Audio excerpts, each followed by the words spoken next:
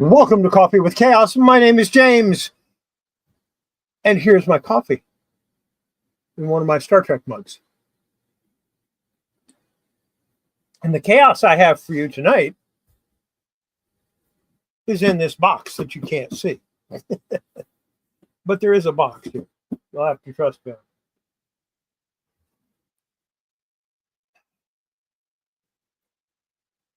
I got to thinking a few minutes ago about something I heard on another channel. And they were talking about, the first comic was in the 30s. That's not exactly true now, is it? Because, of course, the Yellow Kid is considered to be the first comic book character, and that's from the 1800s. So I guess you could say the first comic is from the 1800s. But comics are sequential art. And you can have comics with no words and understand the meaning completely. So, really, if you really think about it, hieroglyphics are comics. Because they're pictures that tell a story. Comic books are really, really old. They are one of the older forms of communication and writing. Just something to think about. Even the letters in our alphabet are based on pictures. Food for thought there. Salesboy Comics, glad to see you stopped in. I'm sure you're probably just listening, but for right now, but that's okay. If you watched my last few videos, you'll notice there was a little bit of sound problems. And I'm having trouble getting the sound fixed on the newer program that I use to record. Now, the ones where you see where the camera is looking down, that's actually recorded from my camera. It's a Canon camera that I use for that sort of thing. And then the ones where I'm using my phone, of course, I'm using the phone's audio system. But when I'm sitting in front of my throne room, so to speak, not literal throne room, that's a one room back. But when I'm sitting here in my office, I use a snowball. One of these. And this is an older mic, but it works.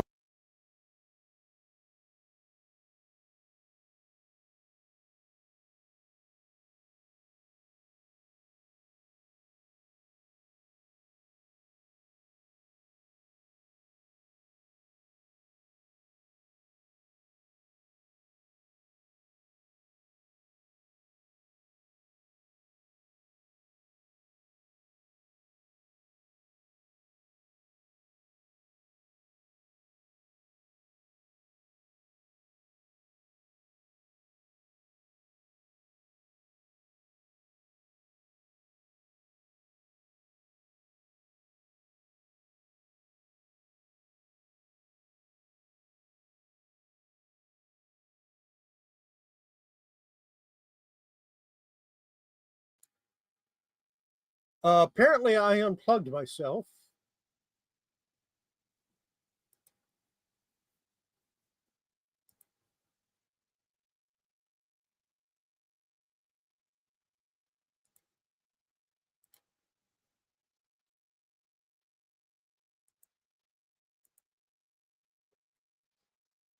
I'm going to have to restart this, I think, because now my camera isn't working.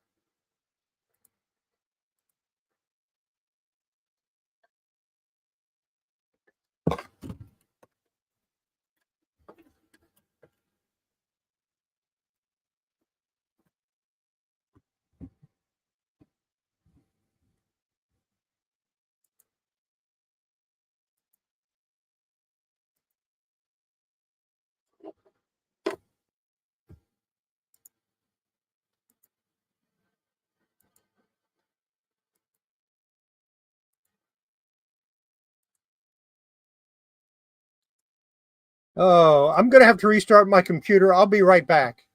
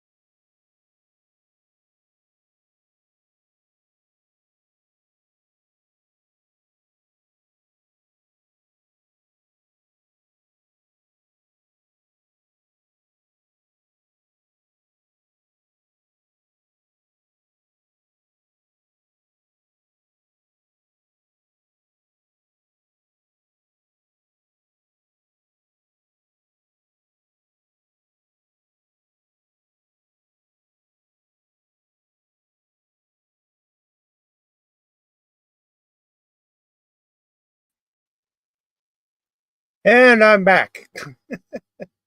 Is that better? I forgot what I was talking about now. Uh, Let me know if you can hear me. I think you can see me now.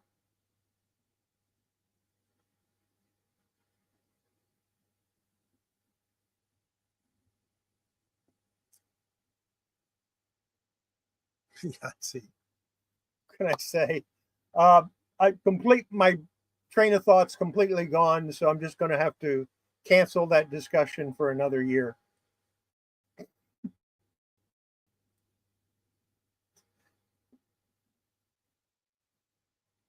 It's been an interesting week. The fire department was supposed to come out and burn Monday. Of course, they couldn't because the wind was stronger than what they like to deal with. So uh, I had to, it's been postponed indefinitely because it's windy all week. So yeah, it's interesting.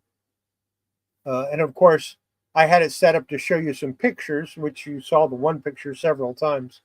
I'll dig those out a little bit later when I get to that section. Uh, let's just go ahead and carry on, and I'll get this out of the way um, because, yeah, this is all anybody wants to know about anyway. Yeah, definitely snowballed. Note to self: never pick up your microphone while you're recording. Uh, this comic I really want to work on, but obviously I'm not going to. This one I really want to fix the cover on, but I'm not going to. This one I was determined this was going to be the one that I was going to work on this week. But the more I looked at it, the less I wanted to. This one, I know it needs help. I want to help it, but I didn't really want to deal with it. Which leaves me with this, which is the one everybody wants me to do. This is the one we're going to do. So the first episode of this will be Friday, unless I get time tonight, in which case maybe I'll throw one out tonight, but I doubt it seriously. So that should make everybody happy. I'm going to go ahead and work on the Superman number 233 next. Really cover clean, try to get some stains out of it, and reinforce the The spine is all that it really needs. There's no acid smell in the comic, and the pages are nice. But we'll go through it and we'll deal with it. So next up, let's move on to what I pressed this week.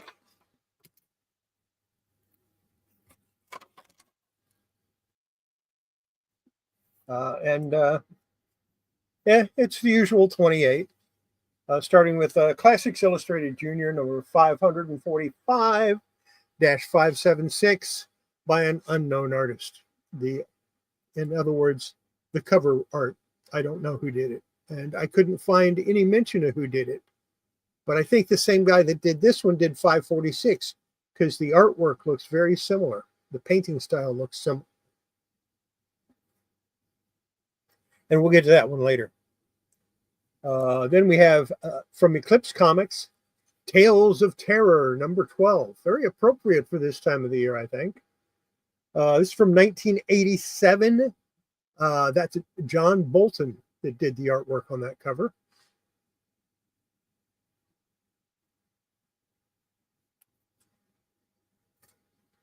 Next, of course, we have to have Jack Kirby. You know, how can I not have Jack Kirby at some point? This is from 1982, Captain Victory number 3. It's a key issue because it has the first appearance of Ms. Mystics by Neil Adams as a backup feature. This predates her issue number 1. So that's kind of cool. So Jack Kirby with a little Neil Adams in the corner. Did we not get it, or did we try to ignore it?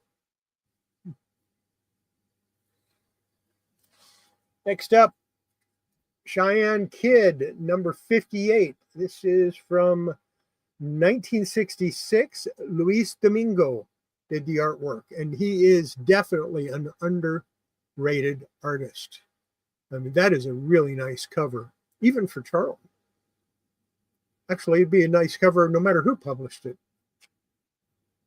I like Westerns. I'm the weird guy, you know. I like the Westerns. I like the war comics. I like the artwork that's in them. Some collectors and conservationists get those and they say, oh, great, staples. No, I like those. I don't want to take the staples out of them. Next up, we have Archie and Friends, number 19. This is from 1996.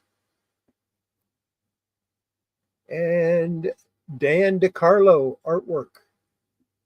And because and you know, I had to look down at my paper because I didn't see this.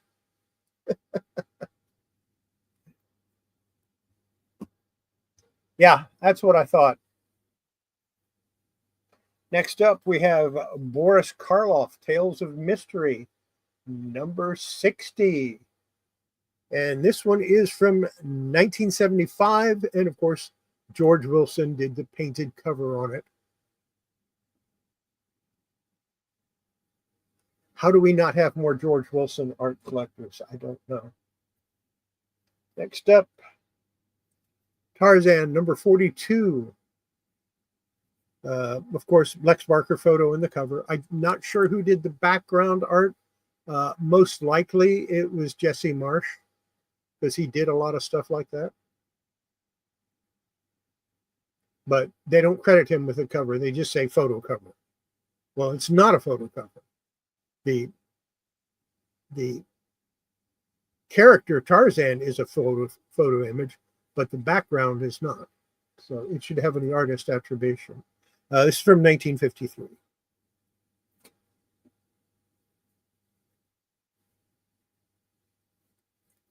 Next, we have Daredevil, number 233. This is a low-grade copy. It has a stain here that will not come out, no matter how much I tried. It's some type of oil. And oil stains are really difficult. David Mazzucchelli did the artwork on that cover. Yeah, I like I like the Tarzan comics. I like the character Tarzan. He's one of my favorite. It's one of my favorite characters. I've read every Tarzan novel, uh, the original by Edgar Rice Burroughs. Actually, I read everything. I've read everything Edgar Rice Burroughs ever wrote, including his westerns, his science fiction, his adventure, his everything. Everything that he wrote, I've read. I got on a kick of his in the 20s, and there was a point in time when he had 70, 73, or was it 53? I don't remember. But he had a certain number of books in print, and I had all of them plus one. Kind of weird, but that's the way it goes. This is Richie Rich Millions, number 64. Do not know who did the cover on this. I expect it. I suspect it's the regular Richie Rich artist, whose name I forget. But I suspect he did all of the Richie Rich. Could be wrong. Next up, this is one of the ones that I did a press, or I didn't just do a press of it. What I did was I put it in the humidity chamber for 6 hours. Then I cold pressed it. Then I put it back in the humidity chamber and I did a hot press on it. And that's Lois Lane number 67, which had a really bad spine roll. The spine roll is gone.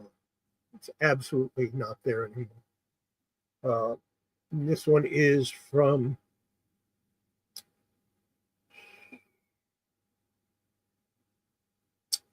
1966, and Kurt Schaffenberger did the artwork in it. Nice Lois Lane there. And then, of course, American flag number 30. This one has a nick out of the top. So instead of being high grade like my other American flag number 30, I consider this mid grade purely because of this chip out of the top. That's enough for me to drop it below an 8. I would say maybe a 7 or a 7.5 at most. And that's the only thing wrong with it, is that little chip out of the top. Then we have 1963, number 1, Mystery Incorporated. And the reason I say 1963, number 1 is 1963, number 2 has a total different team on it. But this is from Image from 1993. And yeah, Rick Vetch did the art in this. Is it Vetch or Veach? I think it's Vetch.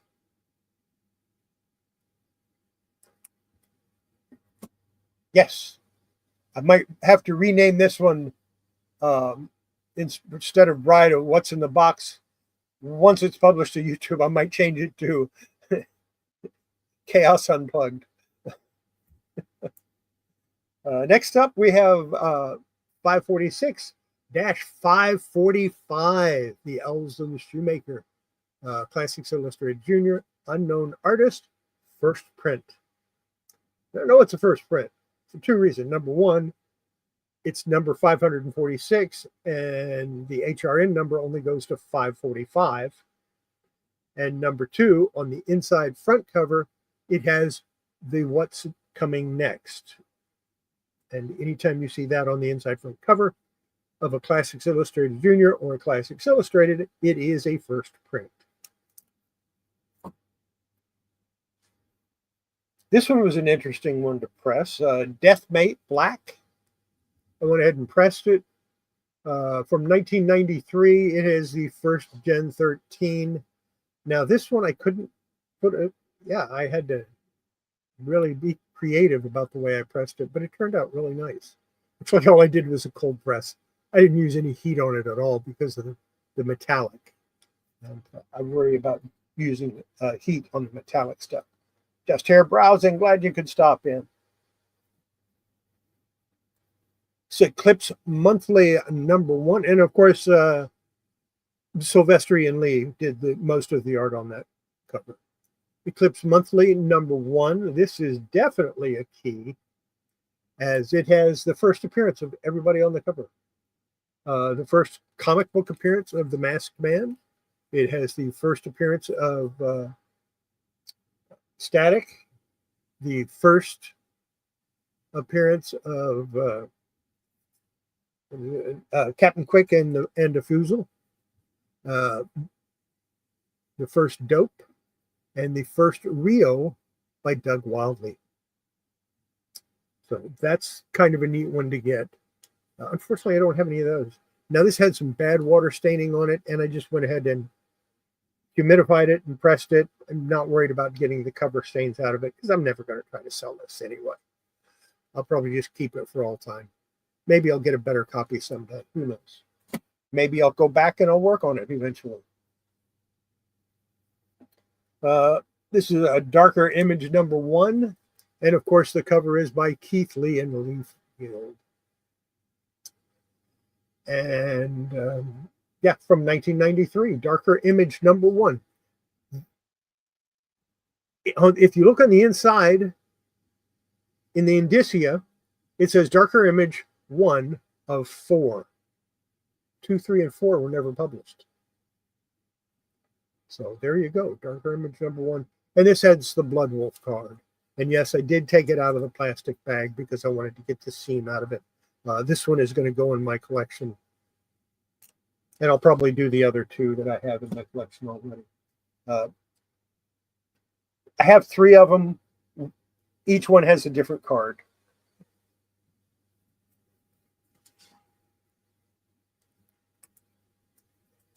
Next up, we have Adventure Comics number 324. This is another key. This is from 1964, Kurt Swan art, and of course the first Legion of Super Outlaws, which end up being heroes from another place, another planet. So, but it's the first appearance of all of those heroes, and of course as Superboy. And I believe it also has an Aquaman story or something. I'm not sure. Maybe not Aquaman. Might be one of the others.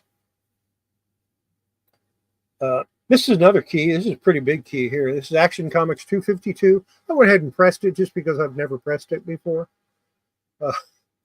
First Supergirl, first Metallo, first Linda Danvers, orphanage that she went to, first. So, yeah, pretty big key. Kurt Swan artwork on the cover.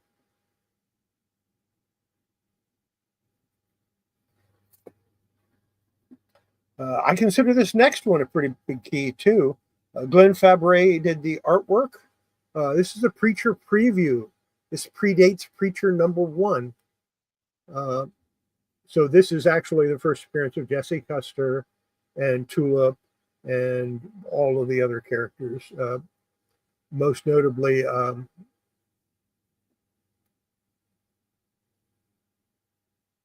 that gunslinger character. All of these were in a Friday night challenge, which is why I have them here. Because when I do a Friday night challenge, I go ahead and press all of those comics. Showcase number 62, first appearance of Inferior 5, Joe Orlando cover. And this one is from 1966. First appearance of Dumb Bunny, who is the sister of Angel from Angel and the Eight, for those of you that don't know. Although that wasn't established till much later.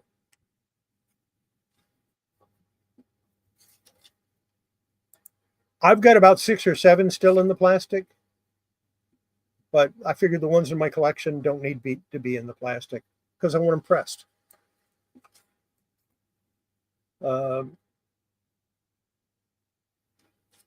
Jimmy Olsen, Superman's pal Jimmy Olsen, number 133. Yeah, 133. From 1970, and of course, first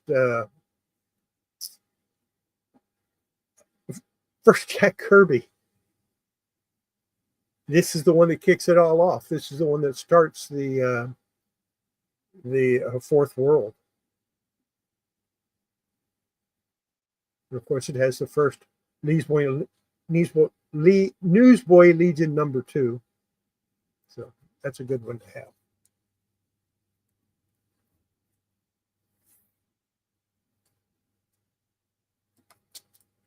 Coyote #1.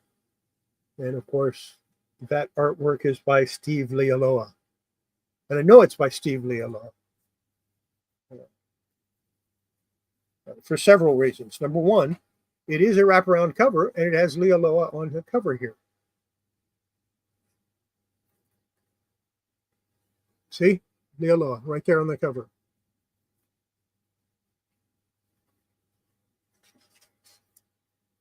And Lealoa right there on the cover, on the inside cover. I did not know that was there. This is my second copy, but it's about to become my first copy, and my first copy will come out of the collection, and this one will go in its place, because I just think that's cool. And that is why I didn't have the flap tape down, because I wanted to show you the signature on the inside. That is what I like. That's how I like to see signatures, is on the inside of the comic, not on the cover. That's just me. Of course, if you're getting it graded by CGC or another, or CBCS, or one of those other oddball companies that claim they know everything in the world about comics, it's got to be on the cover or they can't see it. Next up, Forever People #1. Of course, this is the first appearance of Forever People, first full appearance of Darkseid. 1971. And of course, this is Jack Kirby also, but I have this as a low grade. Why? It's got a tape pull here. It's got another one up here. It's in the white area, so you really can't see it. It's got fading on the orange or on the red, and it's got some bad creases in it. So I can. It also has a small spine cement. So I consider this a low grade copy, but it sure does present nicely. And of course, that was Jack Kirby. Wow, that's 3 Jack Kirbys this time.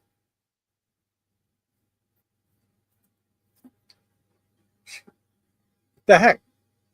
Let's go for 4.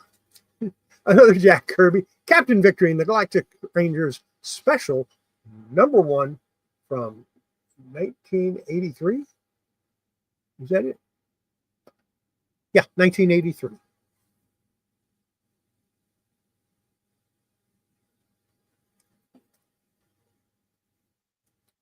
Next, we have another Charlton. Now, this is a really nice cover, too. This is the Phantom. That's a Don Newton cover. Very dark cover, but yeah. I like his painting style. It's nice. And of course, the Phantom is a very early masked character. One of the earlier costumed heroes. I don't know. I don't remember exactly what year he came out, what year the Phantom came out. Next up, we have Archie and Friends #21. This one is from 1996. No, 1997. Dan Parent did the cover art for that. He's pretty good. Not as good as Dan DeCarlo, but he's pretty good. Next up, before I show you this, let me dig out that picture.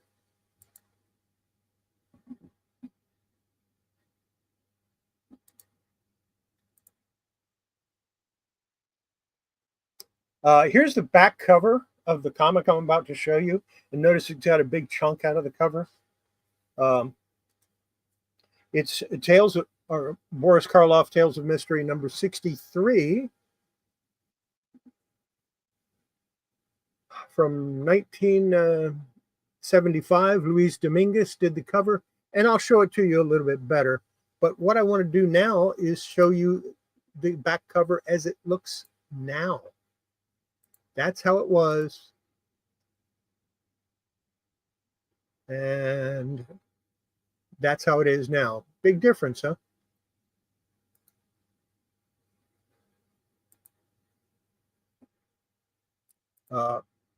Humidity and what I did with this one, I just went humidity straight into the hot press, and that's the result. It didn't come out as good as I would have liked. I think it's better if I do a cold press first. And let's take a look at it. This is the cover. I definitely like the idea of humidity and cold press, and then maybe go to a hot press. So there you go. Another good one for this time of the year. Finally, another photo cover. This is Tarzan number 43. Really nice cover. I didn't give this one a grade because it's missing the centerfold. So it's incomplete. So when I marked it on my little paper, and the way I mark it is high grade, mid grade, low grade, no grade. And to me, incomplete comics get a no grade. That's the 28 that I am showing this week, or that I pressed. There you go. Predates Superman. Probably one of the earliest costume characters then. So I guess you guys want to see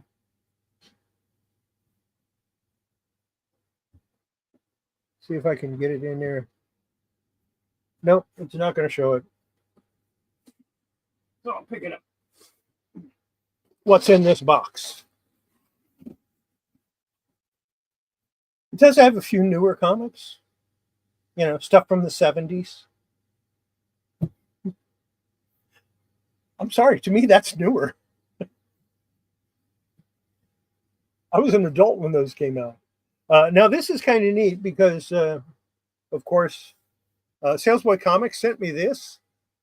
Tarzan's Jungle Annual number 3, which I love that. That's great. I really do appreciate that. Couldn't be happier with it. This is number 4. I didn't have any of these up until a couple of days ago. This is from 1955. Really nice colors on that.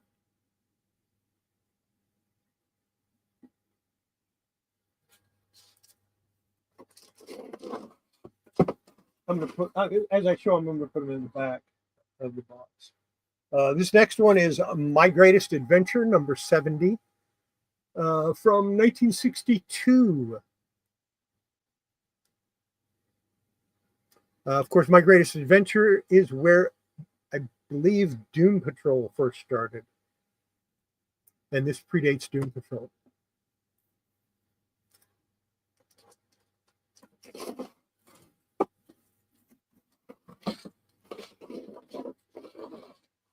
Next up, from 1955, this is Tip Top, number 190, and this is a really early Comics Code Authority sticker on there. So looks like Ernie Bushmiller did the cover. That's a wild guess. I don't know for sure. But that's kind of a neat comic, and it looks to be in decent shape. All of these, I need to go through all of them. I need to make sure they're clean on the inside and nice on the outside. Maybe press them.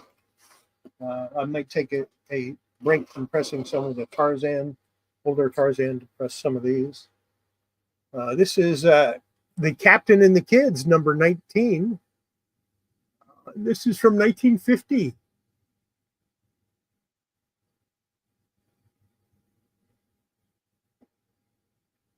Of course, they've been around a long time. They've been called the Captain and the Kids, the Katzenjammer Kids, and they've had several different names. This is a Dell 4-color number 630 and 656. Turok, Son of Stone. This is the second Turok comic ever printed. And it is from 1955.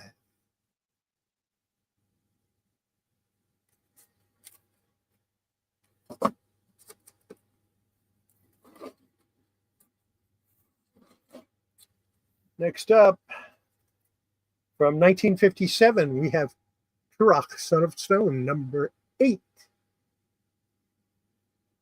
These are the good Turok comics. These are the Turok comics you want. Actually, the Valiant ones weren't that bad. The story was actually pretty good. Just nobody seemed to like it because of that first issue that they printed 764 billion of them, I think. From Ace Comics. Who? Ace Comics. 1952. This is Love Experiences number 16. These romance comics from the 50s, so expensive when people just pay money for these. Just empty out their wallet and give you all their credit cards. Ask you if you need more. Because trying to find them in nice condition is almost impossible.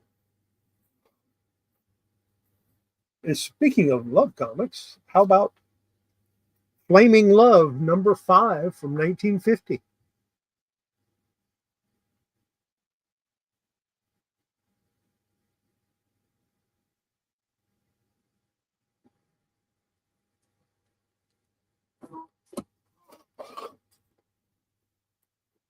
I'll get you something good in a little bit. Oh, yeah. I don't know how I got this one. Oh, well. I guess I'll show it.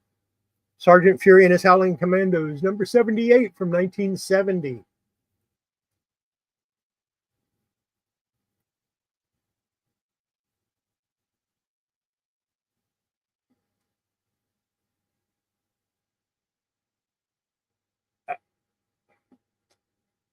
I would guess Dick Ayers may be on the cover. I don't know. I don't know for sure. And I don't feel like looking it up right now.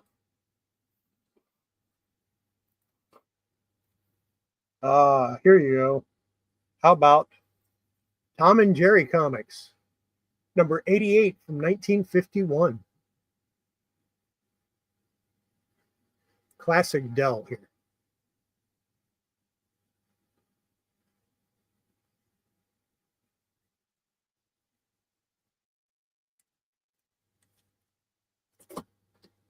It needs a little love. Harvey Hits Magazine presents Stumbo the Giant. This is Harvey Hits number 49 from 1961. This might be the first appearance of Stumbo. I'm not sure on that. I didn't look it up, but I'm thinking it is his first appearance. I used to like reading Stumbo, his Stumbo adventures when I was young. Really young.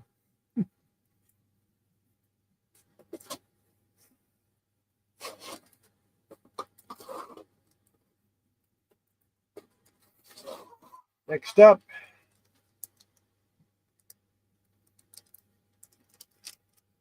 Bill Boyd Western, number 6 from 1950.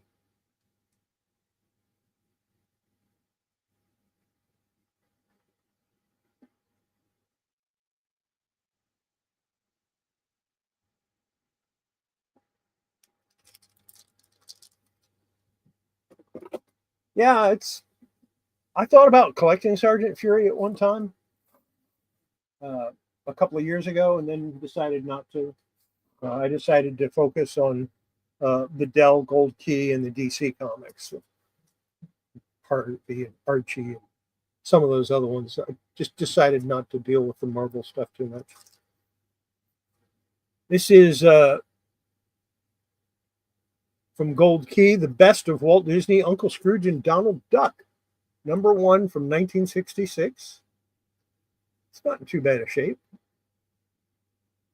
Needs to be gone through, get it clean, get it pressed, see what else needs it.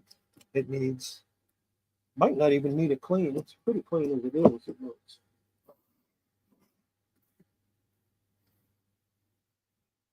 This is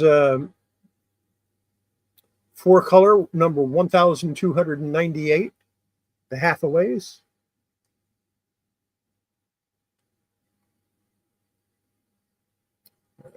Interesting. They make a big deal out of, okay, we've published over 300 comics. Our title has over 300 comics. Yeah. Dell 4-color, 1298. This is not the last issue.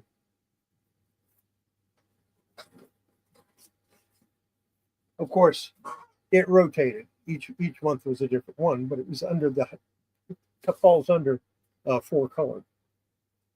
We have Unknown Worlds, number 16 from 1962.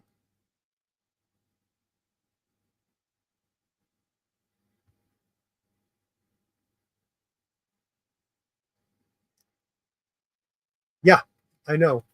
I know White Rider was on the Void cover. Isn't that great?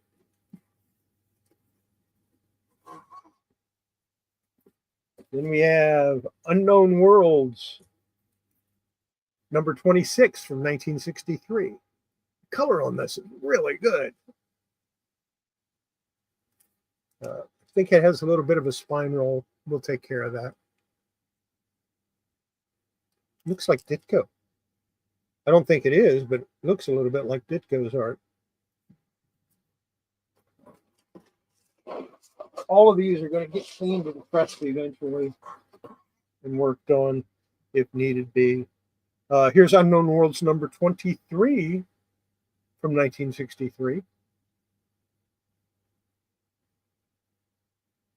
Yep. The American Comics Group, ACG.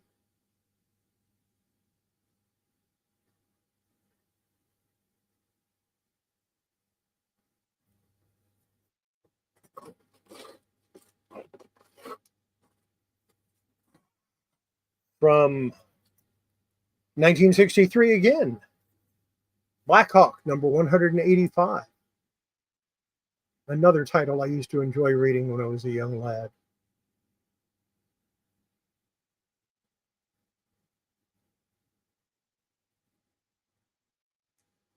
A lot of these are in pretty nice shape. Some of them not so much. From Charlton Comics, from 1962, Fighting Marines, number 48. Again, it probably has a little bit of a spine roll. But other than that, it's in pretty decent shape.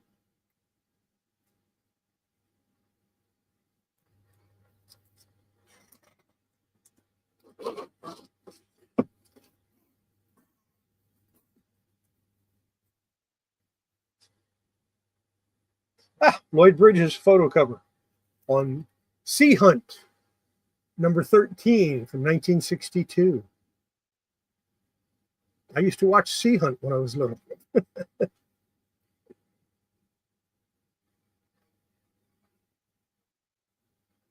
I was fascinated by frogmen.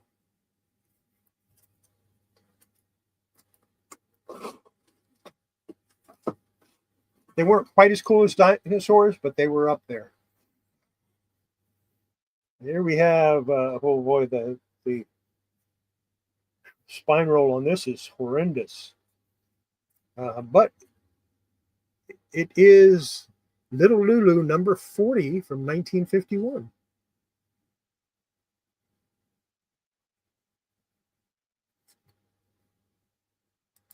Okay, that is very cool. The only lobby cards I have is from Superman the movie. I have all but one of them. It drives me crazy that I'm missing that one.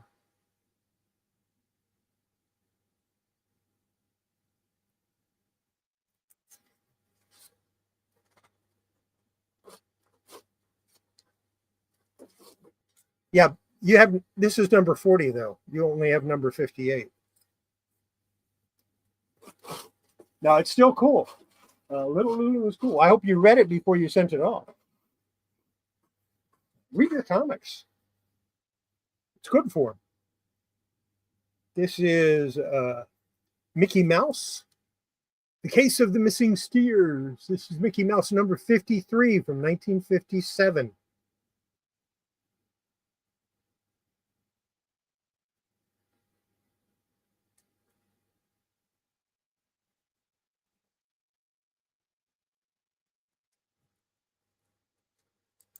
It's still really cool. Question is, do you still have the poster, or did you get rid of it and just have the? I probably would have gotten rid of the poster and kept the lobby cards. Here we have 4-color, number 352, Mickey Mouse, The Mystery of Painted Valley. This is from 1951. And it's since it's a 4-color, that means it was before Mickey Mouse got his own title.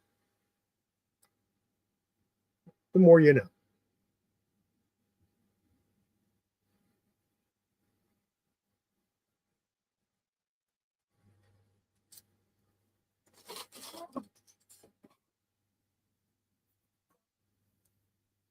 Funny, I didn't notice that before. That's okay. It's there, it's just in bad shape. This is Mickey Mouse number 65 from 1959. The cover is here. It definitely needs a little love. This will probably go in my pile of comics to conserve at some point.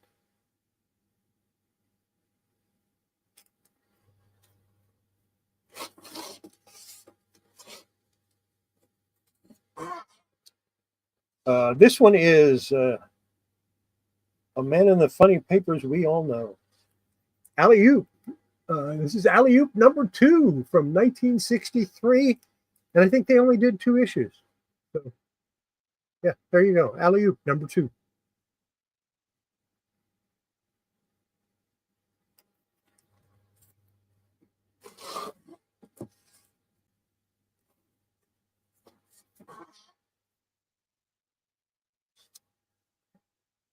Prize Comics Western, number 78 from 1949. Complete story, George O'Brien, starring in RKO Stage Tuccino.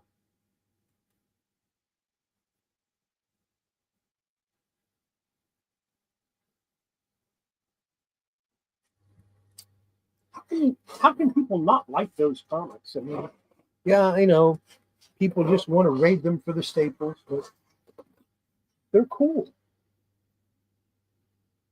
This is number 101, Adventures of Big Boy. Number 101. I have another Adventures of Big Boy somewhere. I'm pretty sure it's a lower number. Now, if you go to look for those in the Overstreet Price Guide, you have to look them under promotional comics because they're not listed under the regular comics. Next up, from 1948. And I think this is a Jack Kirby cover, but I could be wrong. Might be Joe Simon. Anyway, Boy Commandos number 28. Yeah, I'm pretty sure it's Jack Kirby.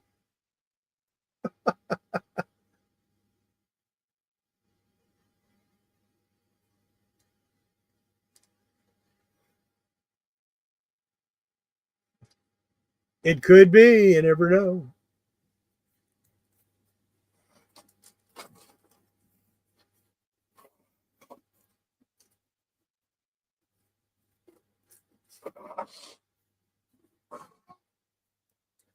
How about, oh, this is an early issue. The Friendly Ghost Casper, number 28 from 1960. Another very fitting for the time of the year.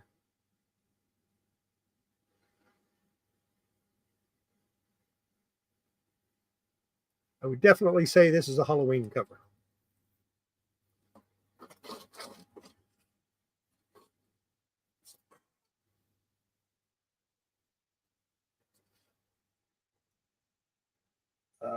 From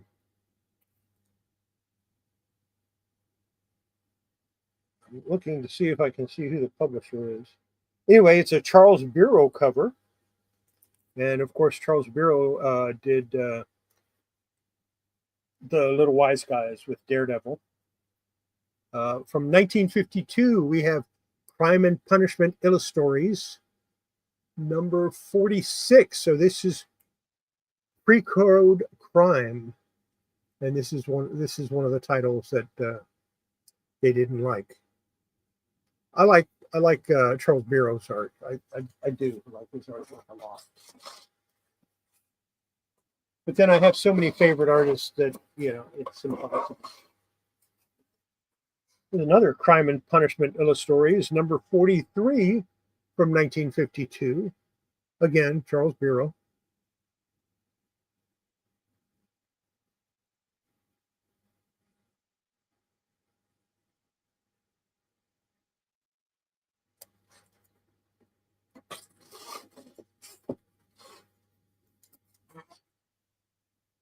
People want to ban these for some reason. They don't like the character. They think he's too yeah. They don't like the character or something. But I heard something about they were trying to ban this character. This is Woody Woodpecker's Christmas Party, Dell Giant number 54 from 1961.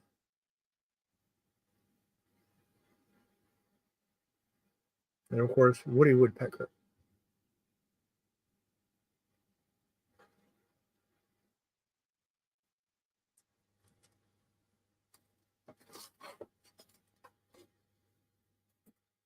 There's a from 1966. This is Walt Disney's Comics and Stories, number 312.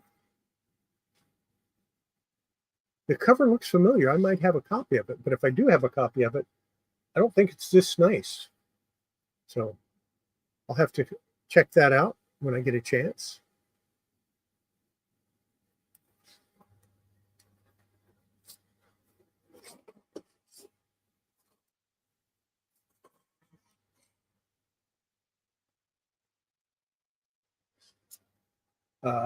School Day Romances, number 2, a Star publication from 1950.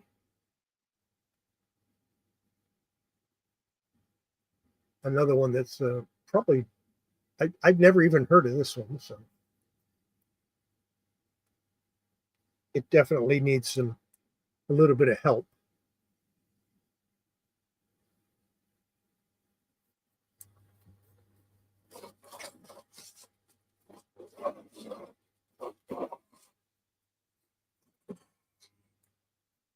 Oh, my goodness, Jane Russell.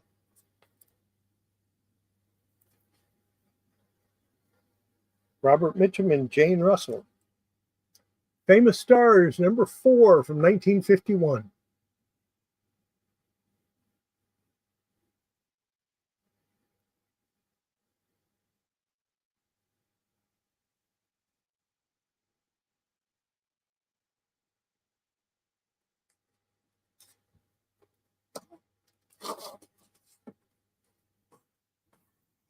I think I showed this as the sneak preview. I might not have. I might have showed something else. I don't remember. I re-recorded that segment about 5 times, and I pulled a different comic each time. This is Swift Arrow from Ajax Comics. It's from 1957, and this is issue number 1.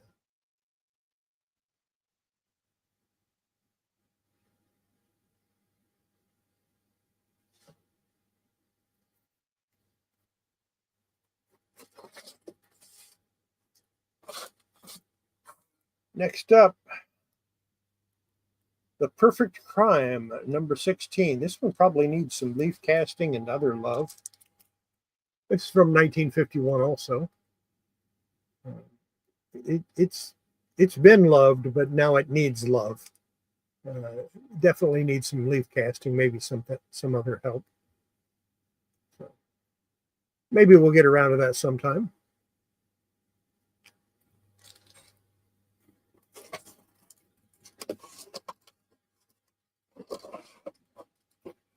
I think this next one is the newest comic in the batch.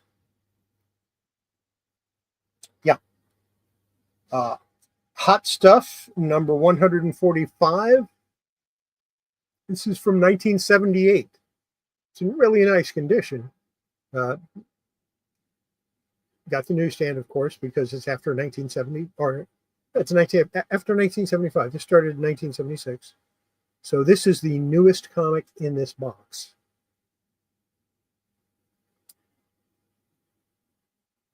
And this is one I was referring to when I said there's some newer stuff in.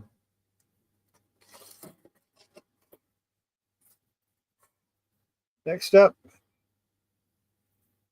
Headline Comics number 46. This is from 1950. And I think that's a Kirby cover also.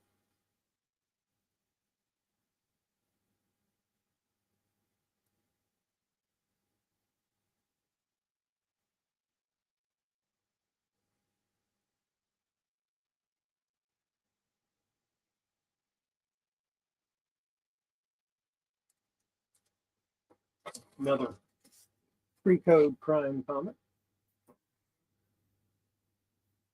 This is a movie comic from Dell. Mad Monster Party. There's no number. It's from 1967.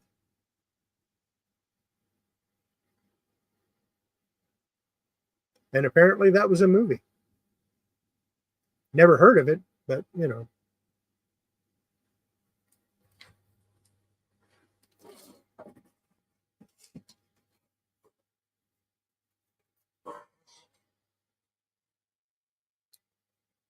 This is an early Charlton.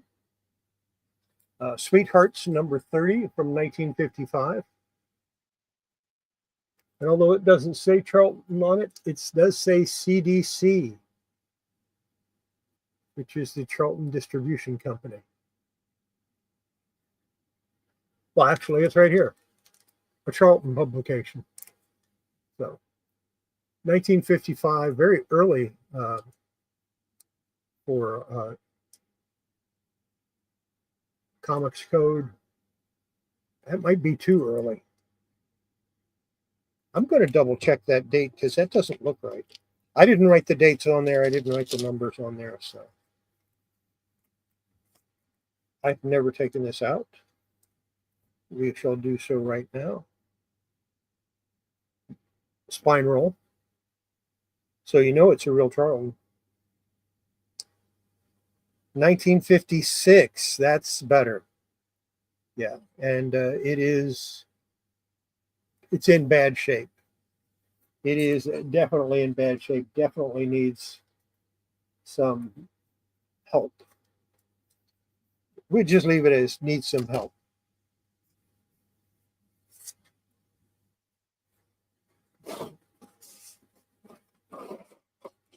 But even in that shape, probably get $20, $30 for it. From April of 1956, Romances from Life, Real Love. 1956, this is number 23.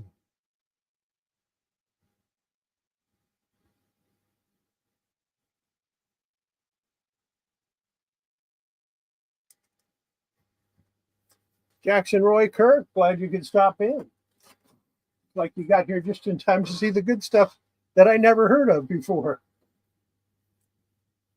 Here is another romance. There's a lot of romance books in here.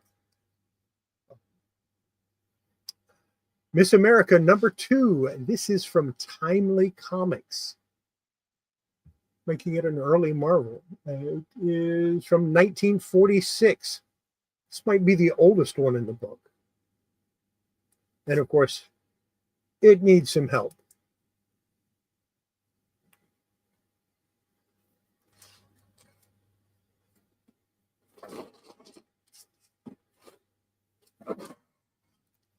Oh, these are newer. I might be wrong about that other one being the newest because I didn't realize this. This is Fabulous Furry Freak Brothers, 75-cent price tag. This is the first issue, but it's with that 75-cent price tag. That tells me this is a later one. And the green behind the Gilbert Shelton, I'm going to guess at around a 17th or 18th printing. I could be wrong, but I'm guessing that's about when this one was. I don't have all of the information up here that I should be able to recognize these two. Boom. But there's a few of these in here. Here we have a reprint of number 2, also because of the 75-cent price tag. The color variation a little bit tells me this is definitely is not a first print. I'm thinking 12th or 13th maybe. Scientific wild ass guess on that one. I could be wrong. I think maybe the paper is a different color on some of the other covers also. I might be wrong on that also. It's been a while since I looked at those. It's another one. This is a third issue. I think the 75-cent price tag on this came in around issue number or around reprint number 5. So I'm guessing this is maybe a 5th or 6th print, somewhere in there.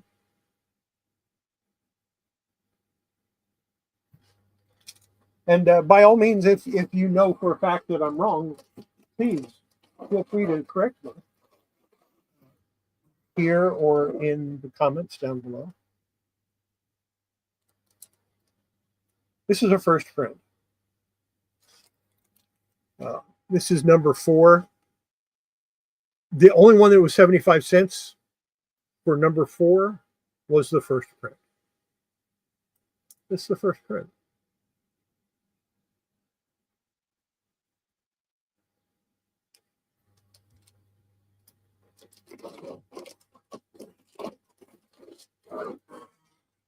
Same with number 5. The only one that was 75 cents for number 5 was the first print. So this is also a first print. These are good to get. They'll look real nice in replacing the ratty ones in my collection. And those might be the newer comics. So those might actually, some of those might be from the 80s. Although I think they're from the mid to late 70s. Buck Jones Comics, number 8 from 1952. Another really nice painted cover. I gotta find out who did some of these.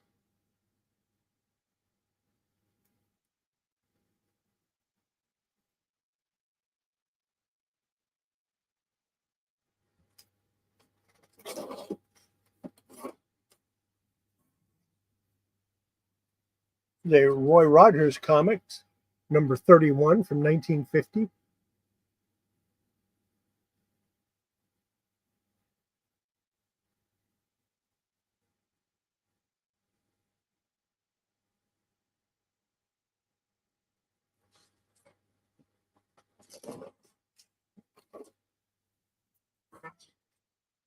Another Roy Rogers comic. This is number 87 from 1955, and of course it has his dog Bullet. Of course, how many dogs did he have named Bullet? I have no idea. But, yeah.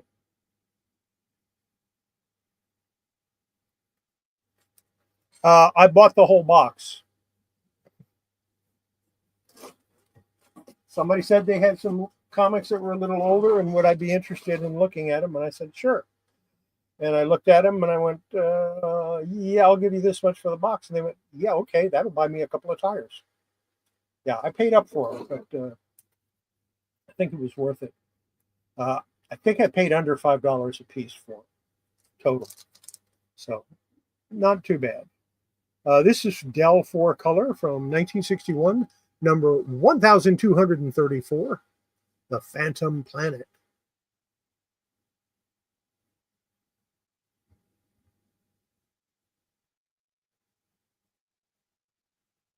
Yeah. It's money I shouldn't have spent, but how do you pass up a box like this?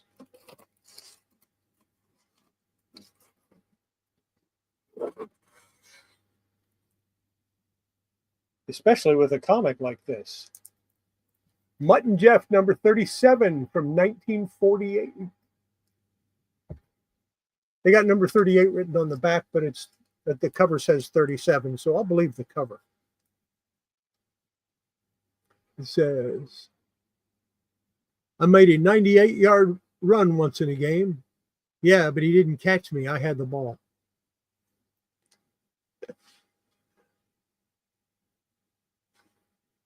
Obviously, DC Comics, obviously, it's going in my collection.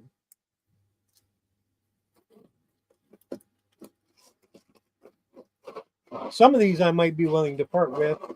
The Charltons, a good chance I might part with some of the Charltons. And some of the others maybe. This is from 1963, Fighting Air Force, number 56.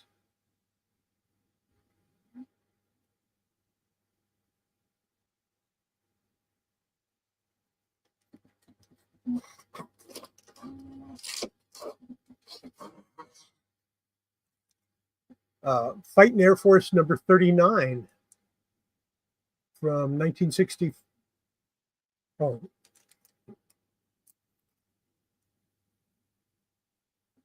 How can that be? The date must be wrong on it. It says 1964.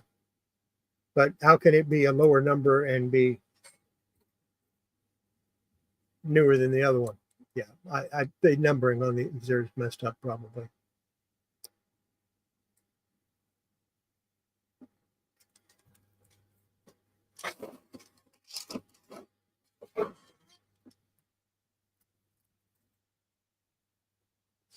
From 1964, Air War Stories, number 6, Dell Comics.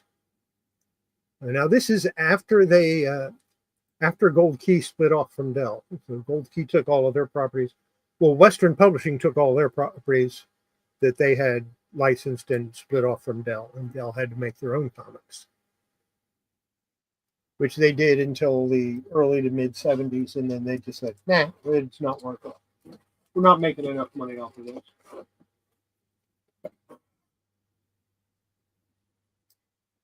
How about, I believe this is Jack Keller cover, Hot Rods and Racing Cars, number 54 from 1961.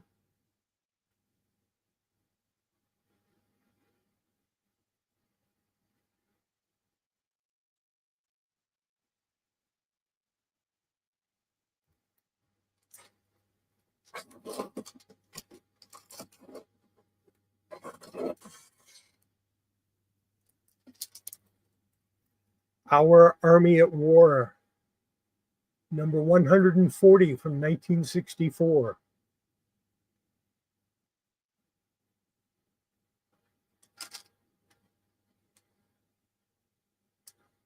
No idea who did the cover.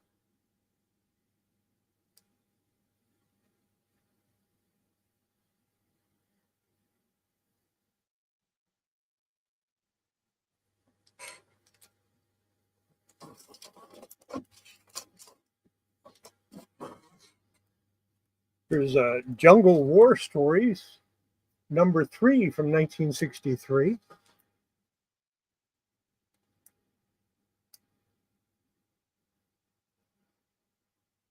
I like that one. I like that cover. Might have to hang on to that.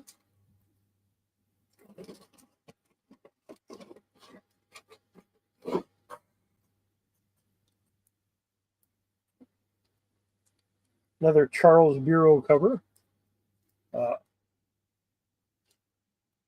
Boy Stories, number 80 from 1952.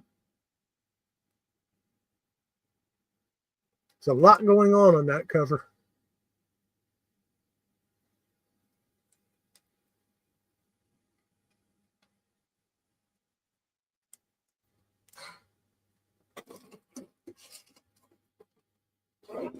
Okay, here's a Charlton that I'll probably end up keeping. Yeah. 1970. A Hanna-Barbera production. Abbott and Costello, number 14 from 1970. I might have to hang on to this one.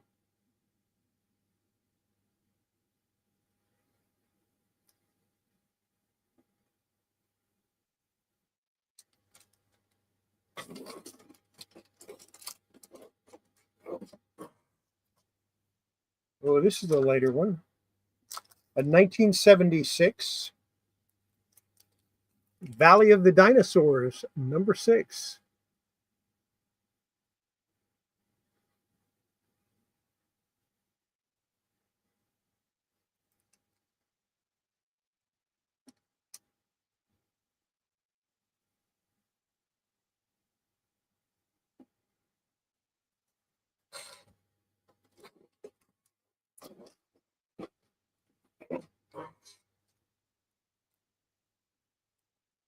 This one's definitely a Jack Keller cover because it says so.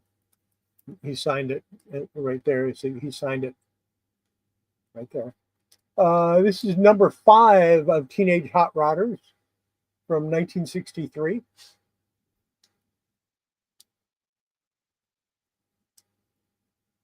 The 8th Mile Drag. Yeah, I'm pretty impressed with this box. I glanced through it real quick. I didn't really pay that much attention to it. Yeah, I like it. So from 1962, Space War number 18 from Charlton.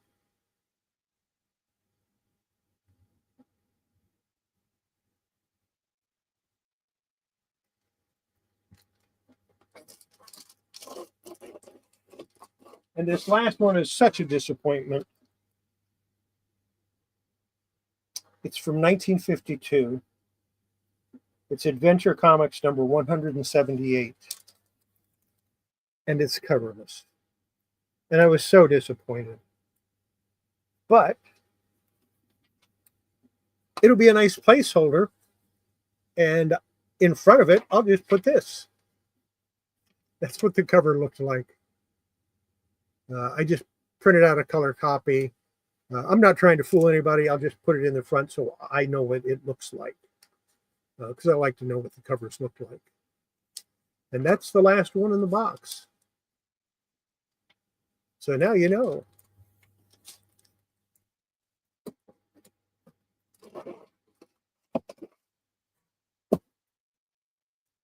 Bride of what's in the box. I still have a lot left. So I can do Son of What's in the Box, What's in the Box Revenge. Yeah, I couldn't pass that deal up.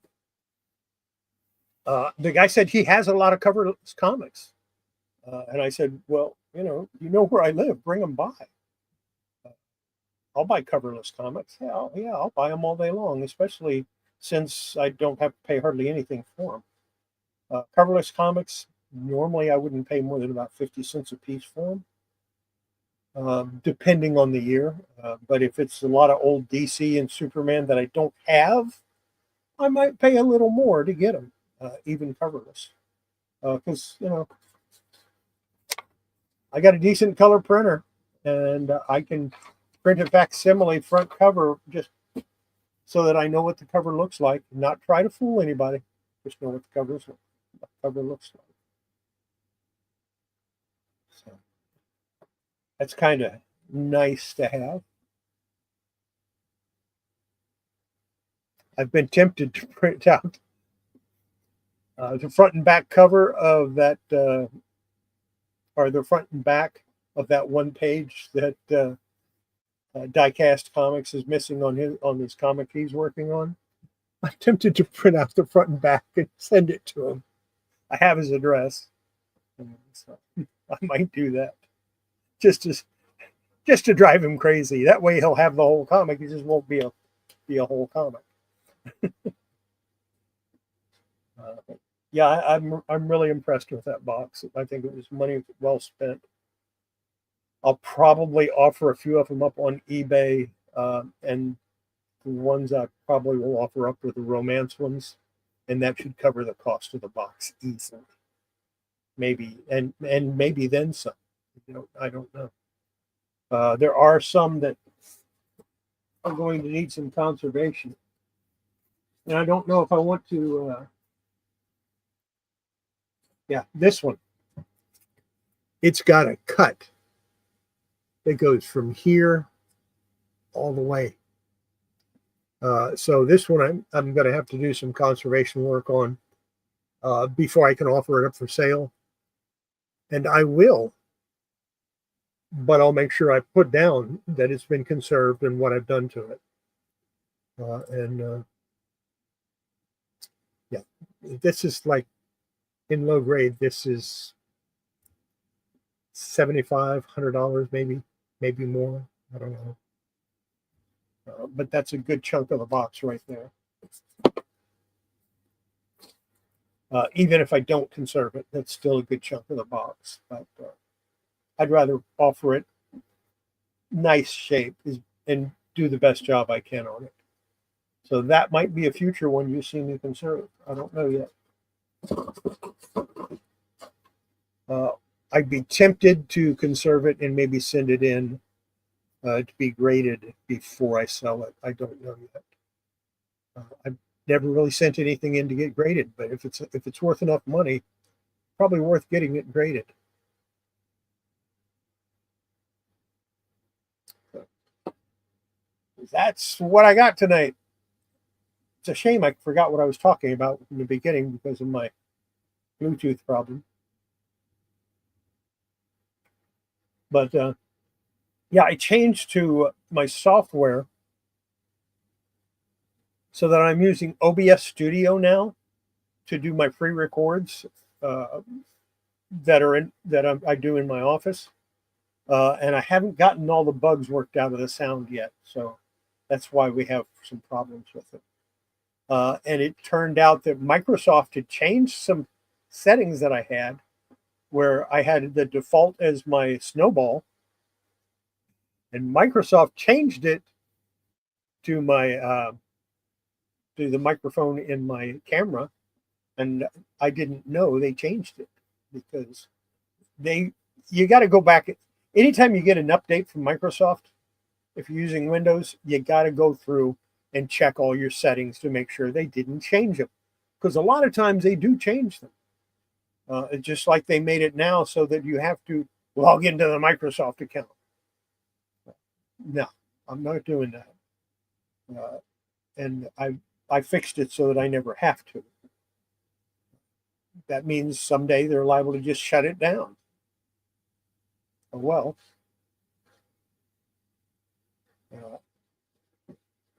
I bought my Windows 11. I paid for it. I shouldn't have to keep paying. I shouldn't have to be forced to log in to use it. I should be able to use it offline. And what they're trying to say is, no, you have to be online to use it. And that's just wrong. You know, I understand they own the rights to the software, but I bought the software. I bought the right to use the software on my computer the way I want to use it.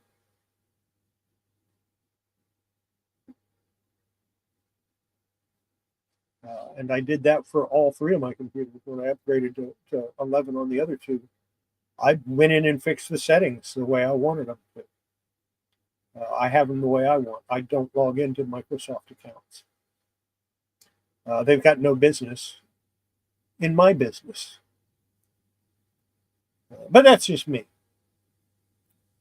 So Friday morning, you get to see part one of my conservation efforts for Superman number 233. And I'll go through it in a little more detail, and we'll find out everything that I need to do to it to make it as good as I can. Of course, Kurt Swan did the interior art, which is great. He's one of my, probably in my top 20 favorite artists, or maybe top 200. I don't. It was written by Denny O'Neil, and of course Neil Adams did the cover. So, yeah, we'll start working on that next, and after that, I get to pick the one I want to do. I'm gonna pick the one I want to do anyway. I was pretty well sold on doing that one after a while, and then everybody came back with their response of Superman, Superman, Superman, Superman 233, Zorro or Superman. No, let's go with Superman. You know.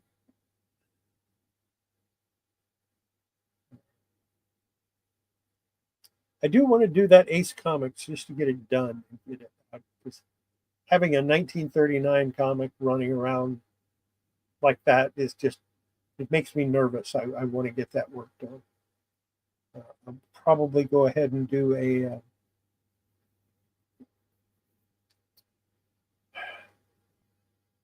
I haven't decided how I'm going to put that cover back together. I'll probably go ahead and leaf cast it.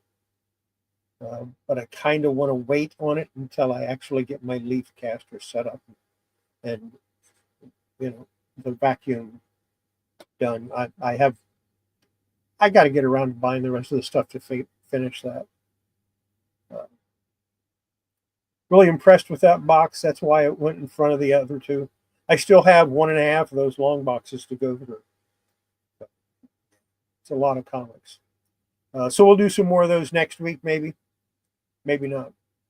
So don't be surprised if you see Son of or Revenge of. I haven't decided which. It's gonna be one of them. And who knows? I might get something else that takes priority over it.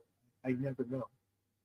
Or I might see something in my collection that I decide to show off instead of that long box. So I really liked it. I think that's going to be it for tonight. I have some things I want to get done around the house, like wash dishes, take a shower, or maybe think about sleeping. I don't know. That might be something I want to do. I did. I showed that. See, Tarzan Annual #3, and in the box, I got Tarzan Annual #4.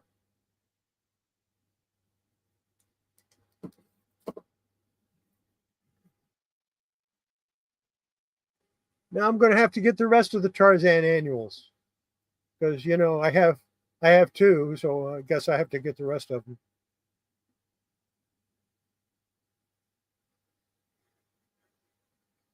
$1954, Tarzan's Jungle Annual.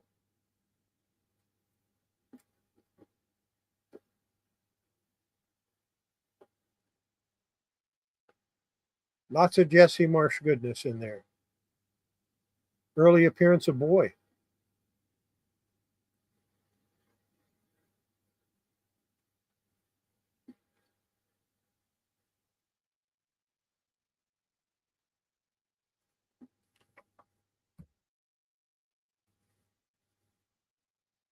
I do appreciate it, Dylan. I really appreciate that a lot, and I thank you very much.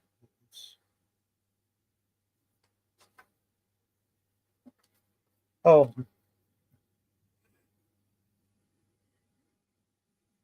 a Bell comic book detective cover, an original. Have to put that in a magazine bag and board. Keep it forever. And of course, I got these.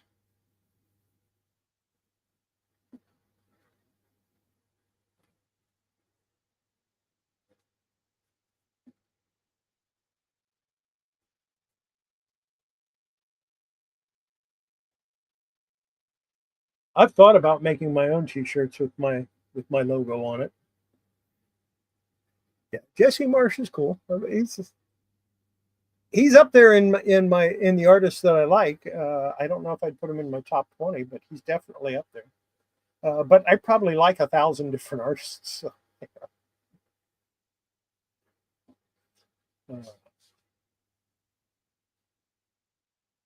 yep, keep it moist. That's why we got humidifiers. That's why we've got steamers. We've got all kinds of stuff just to keep our comics moist. But like I said, that's going to be it for tonight. Everybody have yourself a great rest of the week, and we'll be back next week at 8 o'clock Central. And who knows what I'm going to show? Who knows what I'm going to talk about? I don't. I haven't decided yet. In the meantime, everybody have yourself, like I said, a great week, and be safe. Bye.